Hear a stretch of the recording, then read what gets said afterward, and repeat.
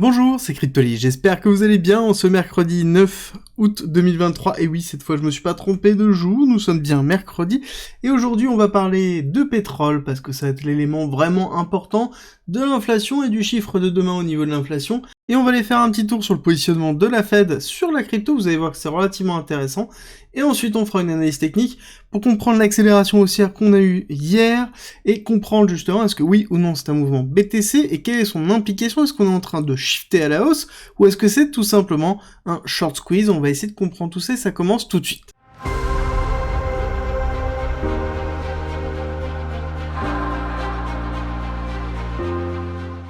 Au niveau des nouvelles, nous avons la Fed qui commence du coup un programme pour surveiller les cryptos aux USA et principalement au niveau des banques. Alors pour être totalement franc, c'est plus un programme conjointement par rapport aux autres institutions qui existent et aux autres programmes qui existent déjà. Le but étant de pouvoir valider si oui ou non une banque utilise correctement la crypto et a le droit de pouvoir proposer des cryptos. Et là c'est très important, la notion d'approval est bien présente dans le texte, et c'est une notion de pré-approval, donc de pré-validation, et l'idée est de vérifier est-ce que oui ou non la banque est capable de pouvoir détenir, de pouvoir émettre et faire des transactions dans un moyen, enfin un token dollar. Alors, la notion de token dollar est très relative, ça sous-entend pour moi la notion de stablecoin. On se rappelle de ce qui s'est passé hier, nous avons PayPal, nous avons à côté justement cette notion de stablecoin et de législation autour du stablecoin qui est en train d'arriver. Donc est-ce que c'est lié principalement à ça, le fait qu'on est en train d'anticiper la mise en place et la validation de la législation du stablecoin, dans lequel forcément à ce moment-là les banques risquent de se mettre en place sur l'émission de stablecoin, et donc on pourrait avoir besoin d'une supervision sur la mise en place des banques, ou en tout cas un accompagnement, même si c'est pas une supervision, de cette mise en place. Alors on continue dans les nouvelles, nous avons une intervention hier qui était d'ailleurs très intéressante, qui est justement le milliardaire David Rubenstein, qui nous explique que le BTC va continuer et ne va certainement pas disparaître, et qui regrette justement de ne pas en avoir pris à une certaine époque, et que dans tous les cas c'est quelque chose d'avenir. Alors il le fait pas n'importe où, il le fait sur la télévision de Bloomberg. Alors là-dessus c'est pas du mainstream, attention, on est très loin du mainstream, mais ça reste en fait un mainstream pour les spécialistes de l'investissement et ceux qui aiment bien s'intéresser à l'économie. Donc on touche quand même une partie de la population qui est relativement intéressante et qui sort du lot par rapport aux différentes interventions qu'on peut retrouver à la Jim Cramer, donc on prend toujours un petit peu de recul par rapport à ça, mais c'est plutôt positif d'ordre général, ça donne de la visibilité au BTC. Alors au niveau de la macro, on a eu du coup hier les perspectives de l'énergie court terme qui s'est déroulé, et quand on regarde un petit peu ce que l'on a, ce qui est intéressant de voir, c'est que on a surtout le forecast sur le prix du pétrole qui est en train d'arriver. Donc 2023, on aurait une moyenne du coup de 83 $, donc quelque chose qui resterait stationnaire par rapport au prix actuel du pétrole. On va regarder tout à l'heure ça, et ils disent qu'on va augmenter un petit peu, on va aller chercher 86 $. Là-dessus, c'est très intéressant parce que, historiquement, c'était 79 et 84, d'accord? Donc on a bien une augmentation liée à ça, et on voit même qu'on a une courbe de diminution qui était présente, qui était plutôt ok. Par contre, je pense que là-dessus, ils sont en sous-prévision par rapport à l'accélération haussière. Je vais vous expliquer pourquoi, et ça c'est beaucoup plus technique, dans lequel on se retrouve sur pas mal de choses. On a une belle pattern qui est en train de se mettre en place, qui est justement une accumulation de wick-off, dans lequel on voit bien ici la première signe de rupture, et qui serait validé par un deuxième signe de rupture suivi d'un retest pour ensuite avoir une accélération. Là-dessus, on aura une validation de l'accumulation de wick-off. Là, si on a une validation de l'accumulation de wick-off, ça sous-entend qu'on va aller chercher ça sous-entend qu'on va aller chercher ici les 93 $. Si on va taper dans les 93 $, ça sous-entend qu'on se retrouve dans les niveaux historiques de l'inflation que l'on a connue. Donc ça veut dire que cette augmentation ici du pétrodollar, donc du pétrole, entraînerait ici une réaction très forte au niveau de l'économie américaine et au niveau de l'inflation. Ça sous-entendrait aussi qu'on se retrouverait sur une économie inflationniste toujours présente, donc une difficulté à faire descendre l'inflation, avec des taux qui sont très hauts, et là c'est le pire des schémas qui puissent exister. Et donc, si techniquement, ici on fait la rupture, ça veut dire que, donc rupture, quand je dis rupture, ça veut dire qu'on casse à la hausse, ici, le précédent top, qu'on casse à la hausse, et surtout que derrière, on consolide par-dessus. Si on consolide par-dessus, là on aura un signal, pour se dire que en effet on va aller chercher les 93 $. Si on a les 93 $, il faut pas se leurrer, ça veut dire qu'on va y rester pendant un certain temps, on a certains acteurs, que ce soit l'OPEP ou que ce soit les acteurs qui dépendent principalement du pétrole, il y a un intérêt à avoir le pétrole haut, parce que tout simplement c'est leur source de revenus, et ça c'est important de le retenir. Donc ici on va voir est-ce qu'on a une réaction US par rapport au prix du pétrole si jamais on casse à la hausse. Donc là, pour moi, normalement, on était censé être dans une forme de range dans lequel on s'embête pas, hop, on va aller chercher plus bas. Ben là, on voit que c'est pas le cas, on voit qu'on est en train de ravaler la bougie, et donc c'est un signal fort pour moi dans l'évolution. Je pense qu'on risque de casser à la hausse, et que dans tous les cas, si on est censé se retrouver dans 86 l'année prochaine, ça sous-entend qu'on va casser à la hausse et qu'on va retracer ici, et donc ça veut dire que là, en effet, on aurait potentiellement une moyenne de 86. Donc ça sous-entend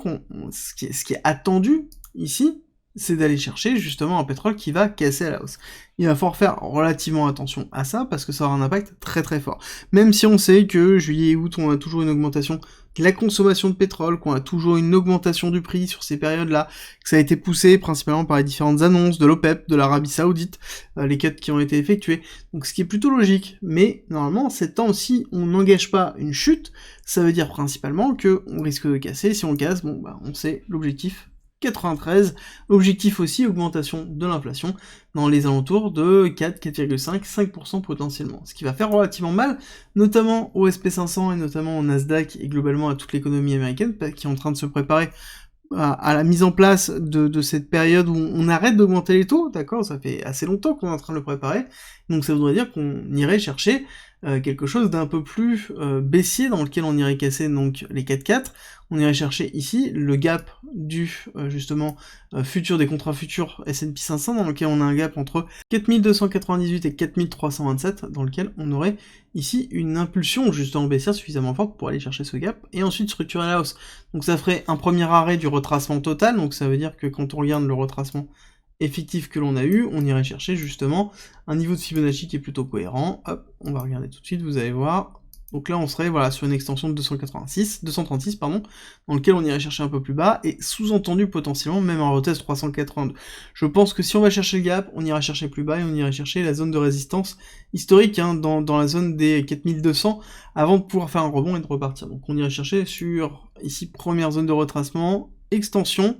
Une fois qu'on a fait l'extension, hop, petit retracement, et ensuite on va attaquer directement les 4002, on structure une AQ, et ensuite on casse à la hausse. Là on aura un signal plutôt bullish pour potentiellement le début de l'année prochaine. Au niveau BTC, on est toujours dans cette dynamique ici de rupture haussière, hein. Ce qui est intéressant de voir, c'est que on est vraiment dans quelque chose qui est structuré, c'est juste intéressant toujours de prendre un petit peu de recul. On a bien ici cette accélération haussière, accélération, retracement, accélération, bien qu'on a un momentum qui est en train de s'effacer, hein, et on voit même qu'on est plutôt dans une forme de ranging au niveau du momentum depuis avril 2023, donc depuis cette zone-là, nous sommes plus ou moins dans une box au niveau du momentum, donc pour moi, il va falloir être patient, ce qui est normal étant donné que nous avons des éléments, comme je le répète, endogènes, donc il va falloir être vraiment patient. Par contre, ce qui est intéressant, c'est la petite accélération qu'on a eu hier. Donc là-dessus, je vous avais noté, alors on va se mettre juste comme ça, je vous avais noté à cette époque-là, donc hier en l'occurrence, que pour moi j'attendais un retour ici dans les 29 600, 29 800, pour me dire qu'en effet on allait retester pour faire une cassure baissière.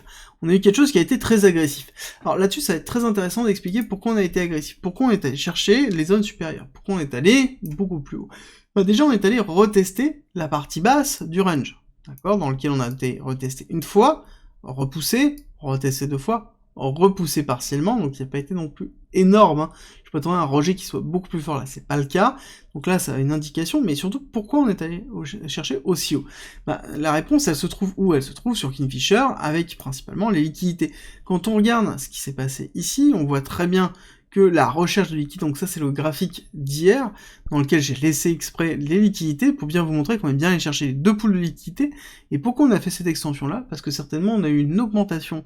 des liquidités et des shorts qui sont passés là, et donc on a eu un short squeeze qui a eu lieu. Et donc on a eu cette accélération haussière plus forte que prévu, dans lequel on est allé chercher quoi? On est allé chercher les liquidités du top précédent, donc de la zone de ranging basse, hein, d'accord, tout ça est une zone de ranging avec ici un excès et excès, et on est allé chercher l'excès précédent sans casser la zone supérieure, d'accord, la zone de liquidité qui se trouve ici au-dessus de 30 300, on n'est pas allé la chercher. Est-ce qu'on a vocation à aller les chercher? Ça, c'est la grande question que l'on doit se poser ici. Alors, je vais juste reprendre ce graphique-là pour que ce soit plus simple. Est-ce qu'on a vocation à aller chercher ici cette grosse zone d'imbalance, hein? Vous oubliez pas les zones que je vous ai notées, qui sont toujours présentes, hein, les zones de liquidité 1, zone de liquidité 2, et on pourrait même dire que ici on a une zone de liquidité supplémentaire. Mais bon, globalement, on va dire qu'on a deux zones, on a zone ici 30 400 et seconde zone 31 000. Est-ce qu'on va faire une réintégration? Clairement, si on réintègre dans le range, on va aller chercher directement les 31 200, voire plus, 31 500, pour faire un retest aussi. Il n'y a pas à se poser de questions, on fait une réintégration, on fait un pullback, ici on reteste, là on a un signal pour se dire qu'on va chercher le top de range tranquillement. Si jamais on continue à s'enfoncer, donc c'est-à-dire aller chercher plus bas, donc à ce moment-là, ça veut dire qu'on doit consolider de cette façon pour faire une cassure baissière, on va aller regarder ici, tac, ça veut dire que là,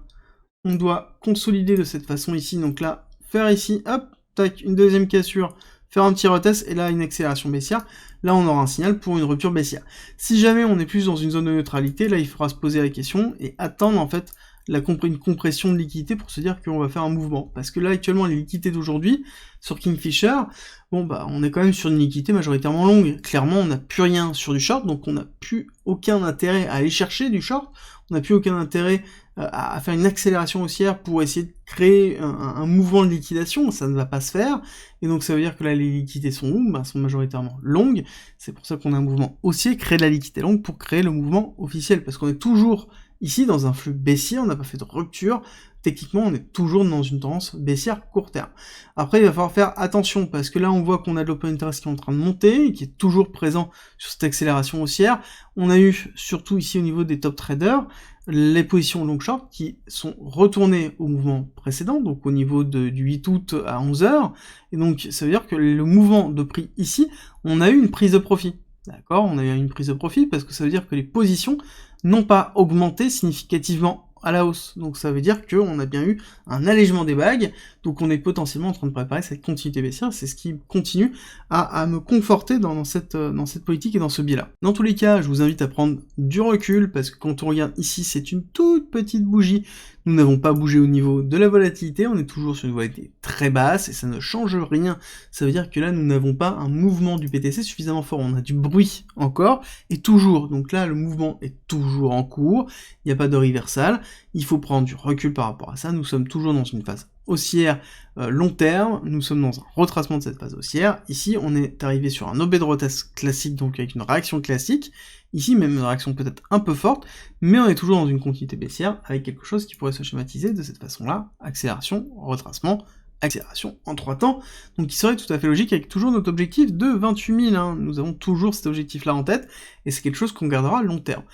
Surtout qu'en regardant le total market cap 2 en excluant le BTC, on voit que oui, on a une petite accélération haussière, ici hier, mais ça reste relativement faible, en tout cas beaucoup moins marqué que celle du BTC, et on est toujours dans une dynamique, là si vous regardez, qui est baissière, d'accord? Et ce qui est normal, parce qu'on attend des retours dimanche potentiellement sur ARK, on attend des retours sur les ETF BlackRock en septembre, et je pense que ce sera, de toute façon, tous les cas, un retour en septembre, il va falloir être patient sur ce mois d'août, et on va se retrouver avec quelque chose qui va compresser. L'élément positif de tout ça, c'est que quand on regarde ici les asset managers, ils sont toujours dans une accélération haussière. J'attendais les chiffres qui soient sortis justement sur le 11 juillet, où on voit bien qu'on a quelque chose qui est toujours en top, où on a bien fait un top supérieur au top précédent, donc on est bien dans une dynamique haussière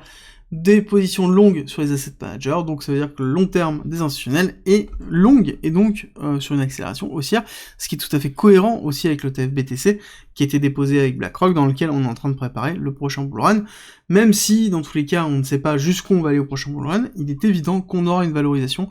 du prochain bull run dans les mois à venir, que ce soit les années à venir, ça importe assez peu quand on regarde long terme. J'espère que cette vidéo vous a plu, si c'est le cas, n'oubliez pas de me laisser un petit like, ça me fait toujours très plaisir, et on se retrouve à 13h30 pour CKB, la crypto de Nervos.